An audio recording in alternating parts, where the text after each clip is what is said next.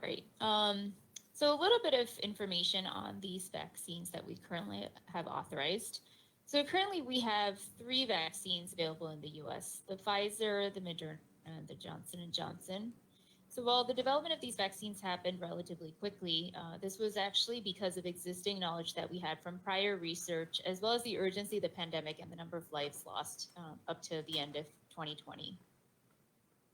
I'll be using some terms during this presentation, which I'm just going to outline here.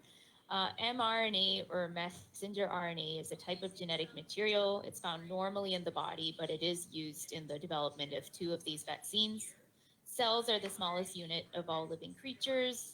Proteins are the smallest materials making up our cells and other components of our body. The immune system are cells in the body that fight off infections, including viruses and bacteria. Antibodies are proteins created by our immune system or immune cells to bind and neutralize viruses and bacteria. And by neutralize, we mean the ability to make ineffective by latching on or binding to that material. And SARS-CoV-2 is just another name for coronavirus.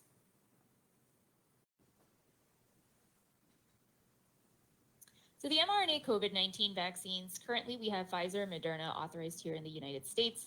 They give our cells instructions on how to make a harmless protein that's found on the SARS-CoV-2 virus or the coronavirus.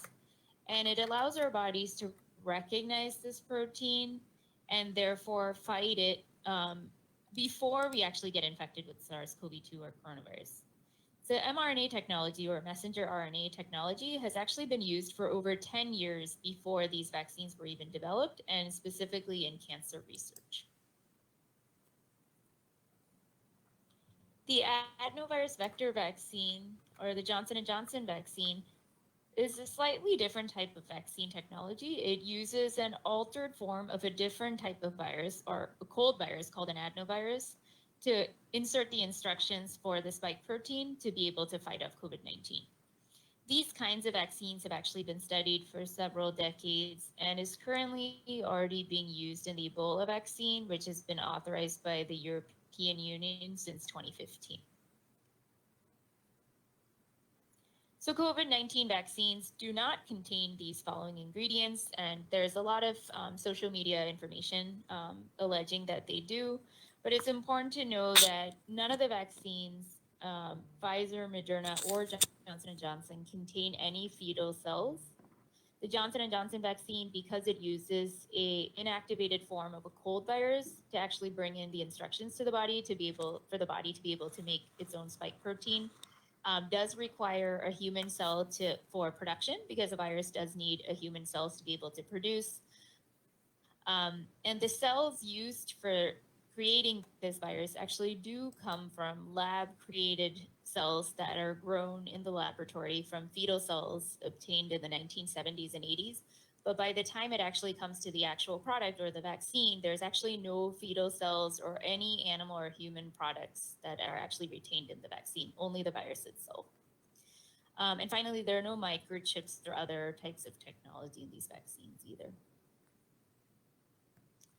So who was in the clinical trials between these types of vaccines? So the vaccines were studied in a variety of geographies. So Pfizer and Moderna were primarily US-based studies. Pfizer had about 78% of their participants from the United States, and Moderna entirely recruited only in the United States.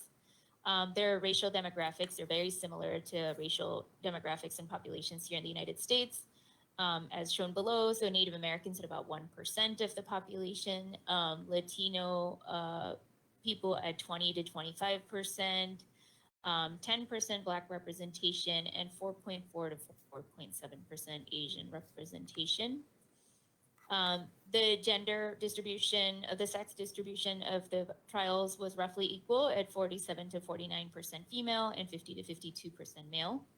And older adults formed a minority of the trial participants at 20 to 25%. The Johnson & Johnson vaccine, on the other hand, was still predominantly based in the US at about 48% of their participants being from the US, but a large proportion were actually distributed across Brazil, South Africa, and much smaller numbers from 5 Latin American countries. As a result, their racial demographics look very different when we're looking across all geographies, although the US participation does very closely mirror the Pfizer and the Moderna. And it does show greater representation among Native American and Indigenous populations at 9%, and Latino at 45%, and Black at 19%. Male to female distribution was slightly skewed towards male at 55% and female at 44%. Older adults, similarly, a smaller proportion of the overall population at 20%. So the COVID-19 vaccines, specifically the mRNA vaccines, we have 2 of them currently authorized, the Pfizer and the Moderna.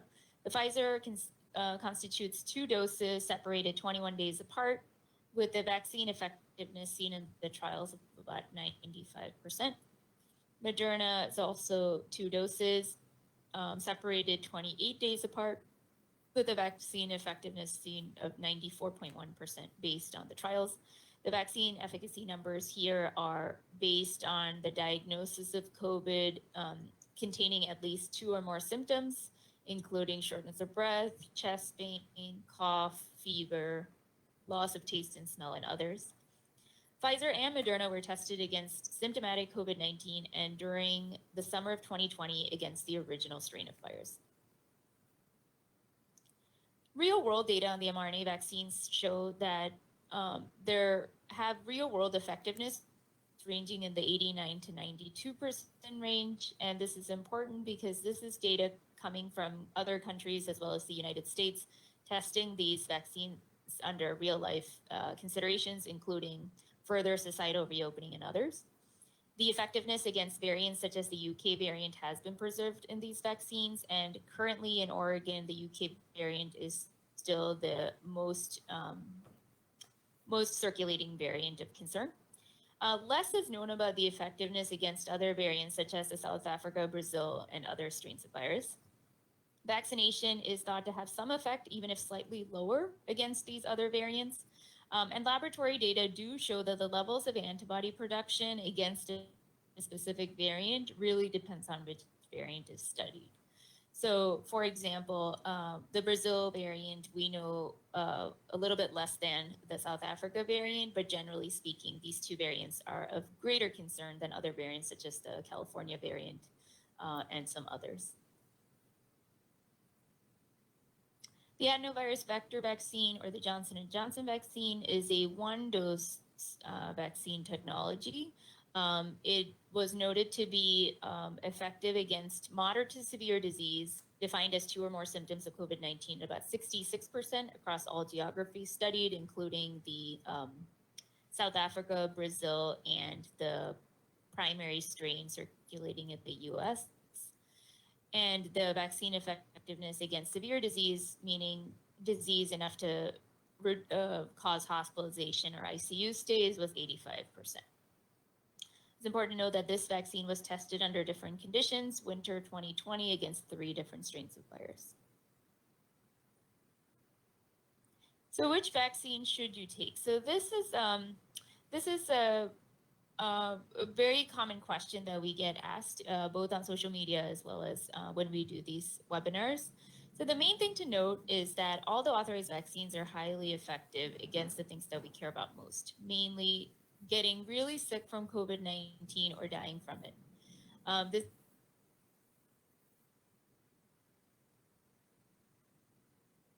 These as well as disability from long-standing COVID-19 symptoms. And they've all shown very strong protection against the COVID-19 variants. And the main thing to note is that the more vaccines we have available, the faster we can all get vaccinated and the more lives we can save, and we can reduce the ongoing transmission of variants. So the Johnson & Johnson vaccine, again, is 1 dose authorized for people 18 and older. Moderna is 2 doses given 28 days apart, authorized for people 18 and older again. And the Pfizer vaccine is 2 doses, 21 days apart, and currently authorized for people 12 years and older. This slide is slightly outdated. And with that, I'm going to take us through some information on safety for the vaccines. So all vaccines can cause many common side effects. That includes a sore arm, usually at the site where you got your vaccine. So either the arm or the thigh, depending on the location of the vaccination. Um, People can feel tired, they can develop a headache, and in very rare cases, fever, chills, and also muscle aches and soreness, including parts of the body away from the vaccination site. So you could have a sore back or sore legs as a result of your vaccine. And there's very many simple things to do about that, including, taking some rest when you need it, as well as taking a pain reliever or fever reducer, especially if your fever goes to 102 or more, is really important to note that a fever that high should be evaluated for something else, such as COVID. And so it's important to call a doctor for advice. For fevers that are lower, 100, 101, it's okay to treat through the fever and continue to monitor. And finally, trouble breathing in very, very rare circumstances can happen after a vaccine. Usually does mean that you could have been exposed to COVID-19, and it really is important to call 911 and call for help in those situations. But for the most part, most of these side effects outside of trouble breathing should go away in a few days in most people. So very rare side effects that are possible from all vaccines, but very exceedingly rare, are anaphylaxis or severe allergic reaction, which is a rare side effect that may occur after any type of vaccination. This happens in about 2 to 5 out of every million people based on national estimates.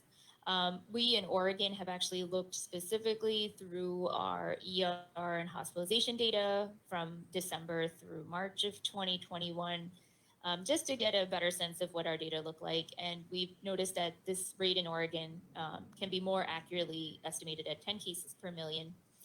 Currently, we don't have estimates available for Johnson & Johnson because we've generally distributed fewer doses as well as administered fewer doses of this type of vaccine. Vaccine providers are also trained to observe individuals for 15 to 30 minutes after their vaccination to be able to safely treat anaphylaxis if it does occur. So it's important to note that when you do go to your vaccination site, it's important to tell your vaccinator about any previous history of anaphylaxis or other types of allergic reactions so that they can monitor you for the appropriate amount of time. Other rare side effects that we've been noting are Johnson & Johnson. About 28 people across the country out of nearly 9 million people vaccinated did experience a very rare clotting disorder after being vaccinated with this vaccine. So this comes out about 3 in a million people. All of these cases happened within 2 weeks of vaccination. And then the highest risk were actually in women ages 18 to 50 years old, which comes out to about 8.8 out of a million. Ultimately, a federal vaccine safety review panel conducted an investigation into these very rare side effects and determined that the vaccine's benefits do outweigh the very rare risks. The reason for that is that there are several benefits to the Johnson & Johnson vaccine compared to this risk of a clotting disorder. Is that it's a single-dose vaccine. It is very good at preventing hospitalization and death from COVID-19, and it does prevent long-haul side effects of COVID, including kidney failure, heart failure, lung disease, and including other clots and long-standing effects from COVID-19 itself. And it is an option for people who are allergic to mRNA vaccines or cannot get the second dose of their mRNA vaccines as a result of mobility or other considerations, and it is considered a standalone one-dose vaccine. The risks of Johnson & Johnson, while it's very low for the general population, the FDA does recommend for women ages 18 to 49 to consider a different type of vaccine type because this risk was noted to be higher in this particular population compared to the general risk. So about 8.8 out of a million, which does increase the risk for this population compared to general. So the ways to think about this risk is that the clot risk for Johnson & Johnson is about 3 per million, but the clot risk from COVID-19 can be much, much greater. And it is hard to predict on the individual level who will and won't develop moderate to severe disease from COVID-19, which is why this disease is very devastating.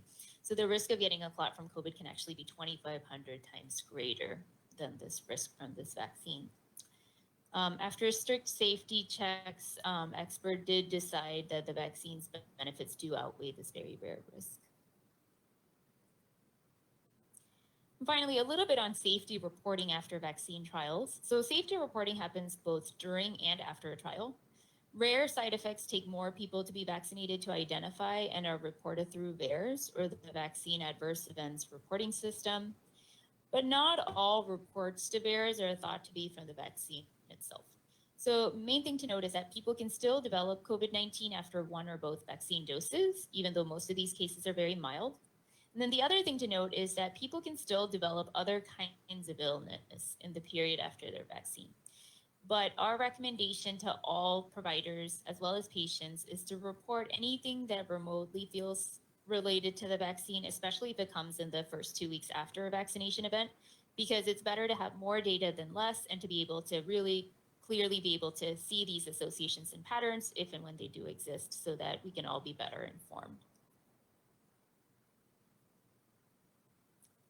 And a little bit on children and COVID-19. So while it is true that most children don't get very sick from COVID-19, some children can actually get very sick, including with something called MIS-C, or multi-system inflammatory syndrome.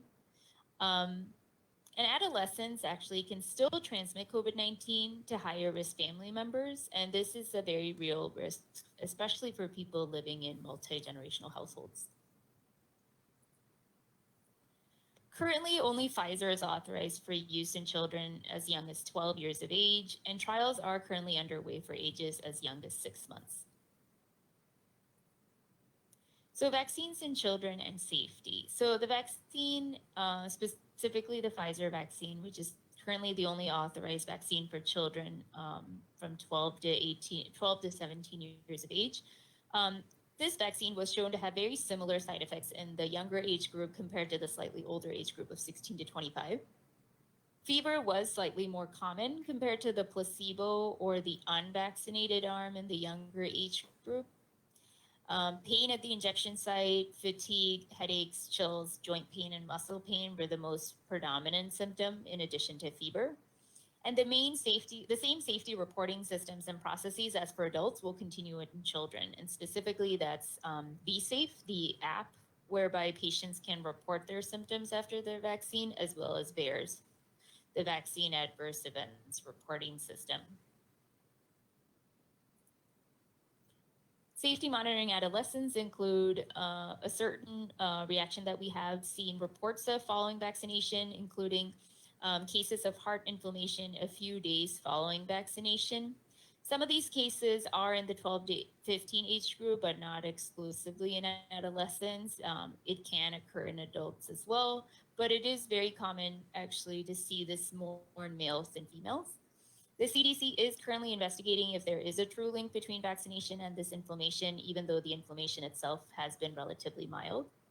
COVID-19 can also cause these symptoms, and in fact, in adults 18 and older, the risk of actually developing heart inflammation from COVID-19 can actually be much greater than what they've been noticing from the vaccine, at up to 40 cases per 100,000. And patients should seek medical attention for chest pain or shortness of breath following vaccination, which are common side effects to watch for.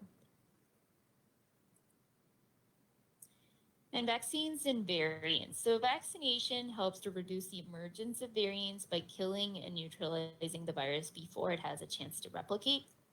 And early and effective vaccination is what reduces ongoing variant transmission.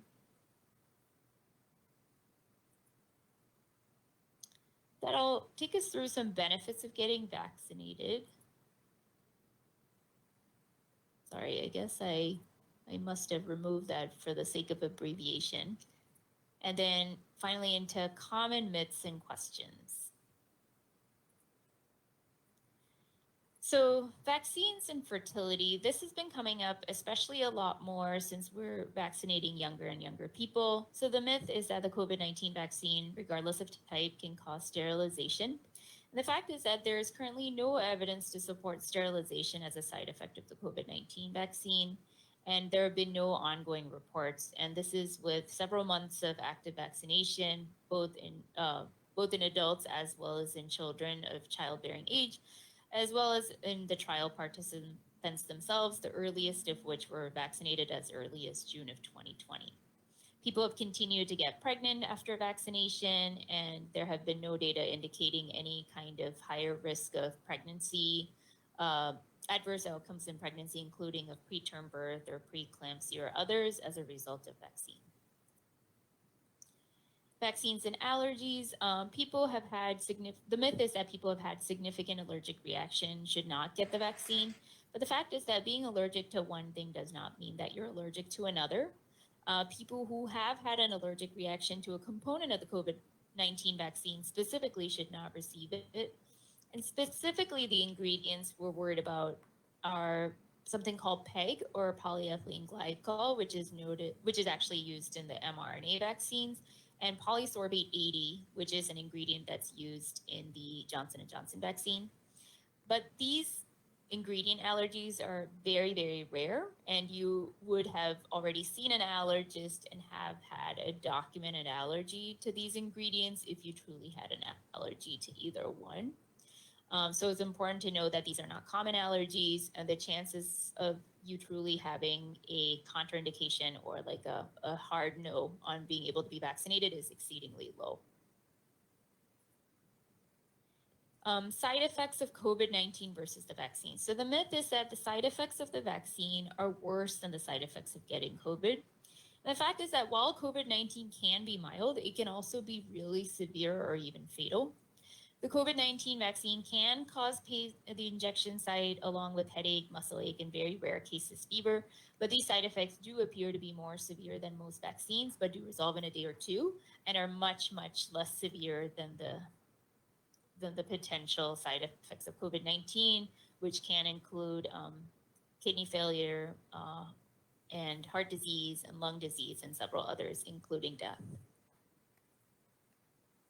Getting vaccinated even after having had COVID-19. So the myth is that if you've had COVID-19 and recovered, you don't need to get the vaccine. So the fact is that due to the severe health risks associated with COVID-19 disease and the fact that reinfection is possible and has been noticed, people are actually advised to get a COVID-19 vaccine even if they've been sick with the disease before.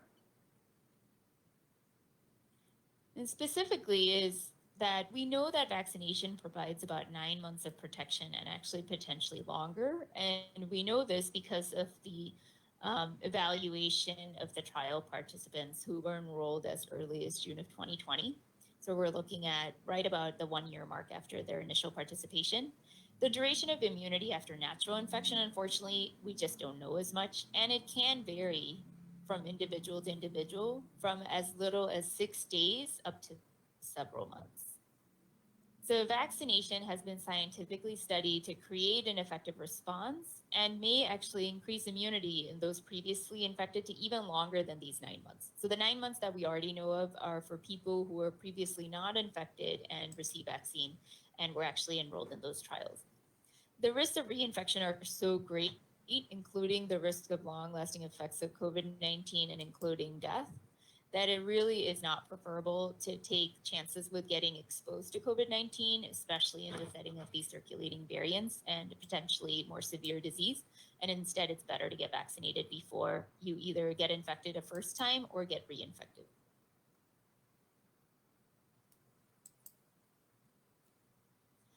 Can I get COVID-19 from the vaccines themselves? So no, the vaccines do not contain any live virus, so it can't give you COVID-19.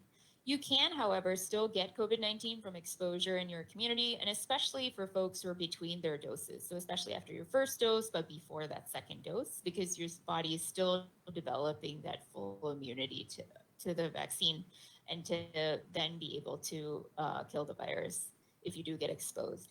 So it is important to keep masking and physically distancing after your vaccine, especially up to that 2-week mark after your second or final dose. Are there any long-term safety concern for the vaccine? So most side effects after vaccination do occur within 30 days of vaccination.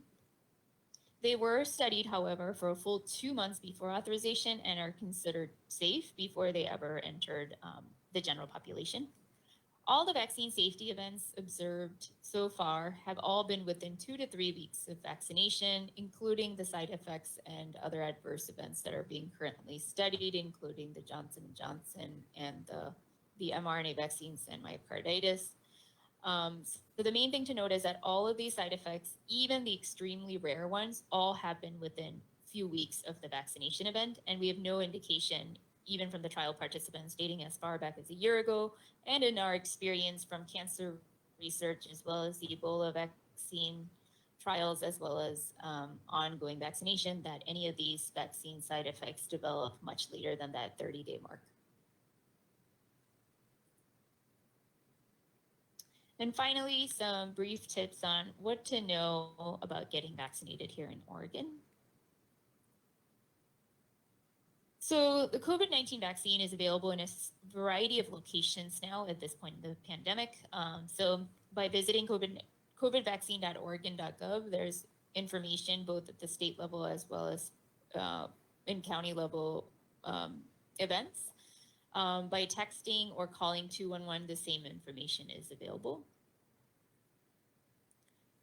Through getvaccinated.oregon.gov, you can look up vaccine appointments or schedule an appointment at least until these larger mass vaccination events stay open.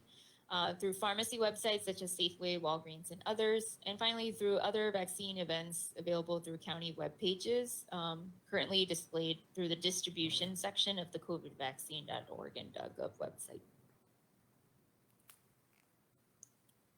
And that concludes this presentation. So I'm gonna stop here and then take some questions.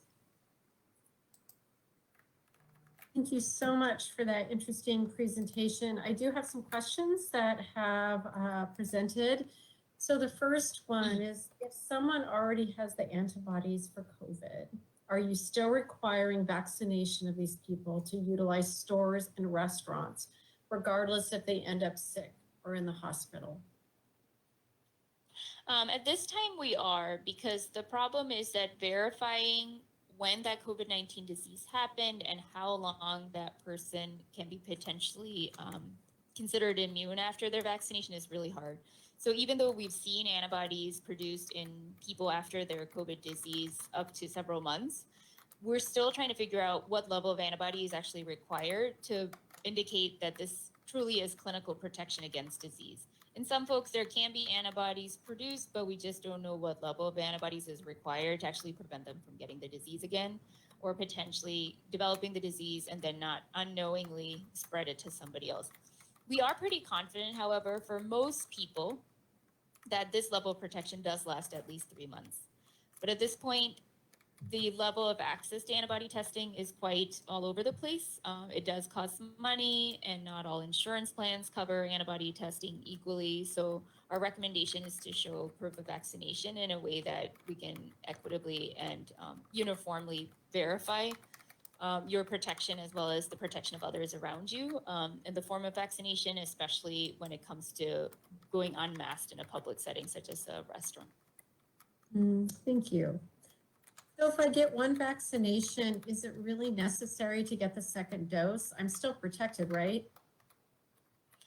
You are protected to some degree. The only thing we don't know, especially for these mRNA vaccines, is that it does use a bare piece of genetic material in a way that we've never used for vaccination before. So it is critical to boost your immune response to make that protection last a long time. We just know very little about how much protection you get, like the actual duration of that protection after that first dose.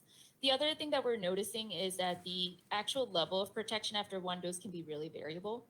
I think we can say consistently it can be at least 47% protection compared to the full 95% protection, but we've seen estimates as low as 47% and only as high as about 66%, depending on age and other risk factors after one dose, compared to a pretty consistent 88+% protection after 2 doses. Thank you. I have a few more questions. I heard that people who are getting sick and hospitalized are not vaccinated. Is this true? Yes, about 98% of our current hospitalizations are actually in younger adults who have not been vaccinated.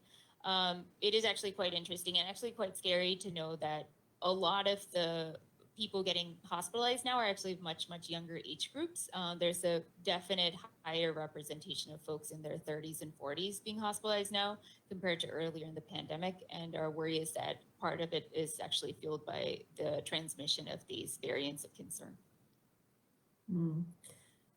Another question. I heard there are breakthrough cases. What does this really mean? And if I can get sick after being vaccinated, why bother getting vaccinated at all? So breakthrough cases are really rare. So like I mentioned, less than 2% of all the people getting hospitalized are actually vaccinated folks. And our suspicion is that vaccinated folks are going around and doing more social activities than they once were. So the main thing to note is that breakthrough cases are a possibility, but it's much, much less common to see that in a vaccinated individual as opposed to an unvaccinated individual. And also, the breakthrough cases that were routinely reported by the CDC actually included mild cases too. Out of over 160 million people vaccinated so far, only about 10,000 breakthrough infections have been identified, and a lot of these were actually asymptomatic.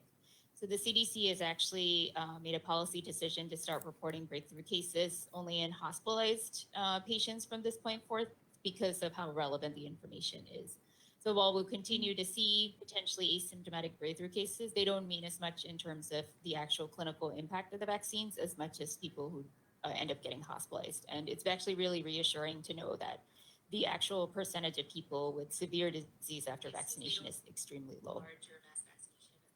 Thank you. A few more questions. One just came in. Do you know yet if and when boosters might be recommended? So we're currently still awaiting information from the manufacturers regarding this. They're doing ongoing studies regarding the duration of immunity and really based on the trial participants that were enrolled the earliest among any of their trials. So as of now, we know it definitely lasts about 9 to 10 months, if not longer. We're right about approaching that 1 year mark, but I haven't seen any press releases yet. But I thought is that we'll get to know more soon, especially as the Pfizer vaccine inches closer towards full approval. We should be starting to see more data in the next month or so. Thank you. So if there are 3 vaccines, how do I know which one is best for me? So in terms of which vaccine to take, so they're all really efficacious and safe. The main thing to note is that if you're a woman ages 18 to 49, we do definitely recommend finding an mRNA vaccine to get vaccinated with, unless you have a pure contraindication. Either you received a first dose of mRNA vaccine and developed an allergy, or you have an ingredient allergy, such as to the polyethylene glycol, which makes you ineligible to get that type of vaccine, in which case the Johnson & Johnson would be an alternative. The main thing to note is that in most cases, it is preferable to get vaccinated as opposed to forego vaccination entirely, just because of the much more devastating consequence of getting COVID-19. But in terms of your personal risk, it is recommended to sort of weigh the information that I presented today and also have a kind of a deeper discussion with your healthcare provider who might be able to lend you further insight. So I've heard Moderna will be authorized for young people. Is it better to vaccinate my child with Moderna or Pfizer? They're very similar vaccines, so the difference is unlikely to be dramatic. I know Moderna is looking at also a slightly, it is a slightly lower dose for ages 12 and under, and they also have concurrent studies to look at a potentially less reactogenic, so less allergic formulation of the cholesterol particles used in their vaccine. At this point, I just don't have a whole lot of information regarding differences between these 2 vaccines, but the actual true technology is very similar, so I would recommend either at this time. So will vaccination be required for school-age students like other vaccines? It's unclear at this time if there'll ever be like a vaccine requirement, because opening schools and sort of infection control in schools depends on a variety of factors, and which have been relatively successful. So ensuring appropriate distancing as well as masking has been actually keeping transmission in school-age children as well as their educators quite low. So it's unclear at this time if these COVID-19 vaccines will be required in a future school year. I think we'll just have to see nationwide trends and just ongoing COVID transmission to be able to make those decisions in the future. But unlikely to see any major changes by the end of the school year or into the beginning of the next. All right, well, that's all the questions we have at this point in time. I'll let you give a few final comments, and also I just want to let the listeners know that we still have a public information communication center. It's staffed Monday through Friday. So if any of the listeners have any questions about testing or vaccinations, they can call 503-325-8500. And we update that information every single day when new guidance comes out. Public health will also be incorporating testing and vaccination into our routine clinic operations in July.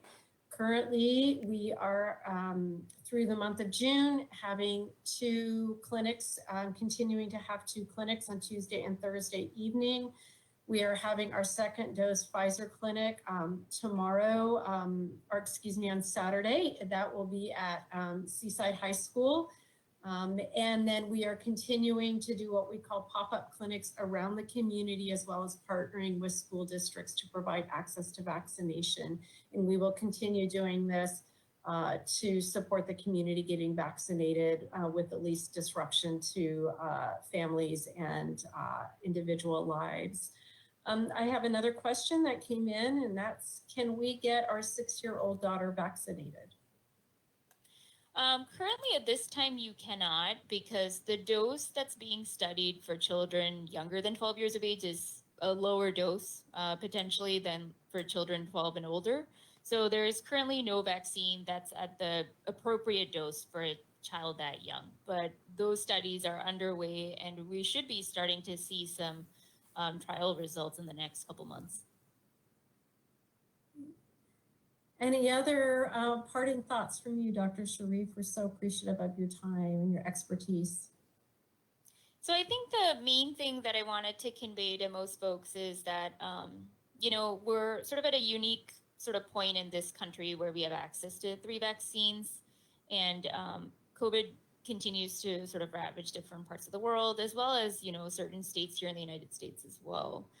Here in Oregon, we're starting to emerge from a recent surge, but it's important to know that, you know, this is a unique privilege that we have, and the ability to keep ourselves and our loved ones protected. So I do want people to sort of start to avail themselves of that opportunity to get vaccinated and sort of emerge from this pandemic.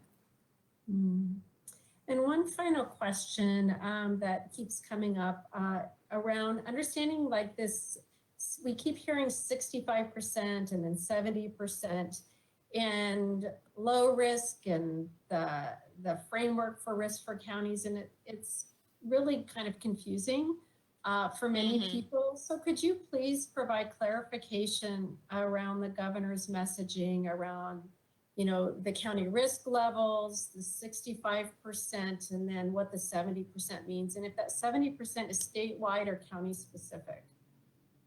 So the 70% is a statewide estimate of adults over the age of 18 years of age who have received at least 1 dose. The low risk transition happens at the county level, and that's specifically at the county level estimates of 16 and over reaching 65%.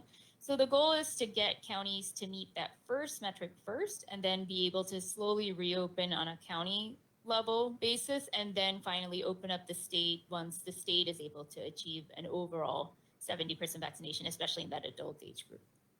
But it is confusing because it uses 2 different populations and different estimates. Yeah, well, we're very, very close, like hundreds of people away from reaching that 65% in Clatsop County, and that's definitely been a community effort. We are at low risk currently with our cases. So again, that's a community-wide effort. We have submitted our plan to the state, which is a requirement. And so we will just continue vaccinating as we are this evening at the Seaside High School. So I want to thank you again for your time. Thank you for those who joined in on this session. And again, we have a team of individuals answering calls, responding to emails, and providing updates on our county website every single day. So everyone have a good evening, stay safe, and thank you for joining us this evening. Thank you so much.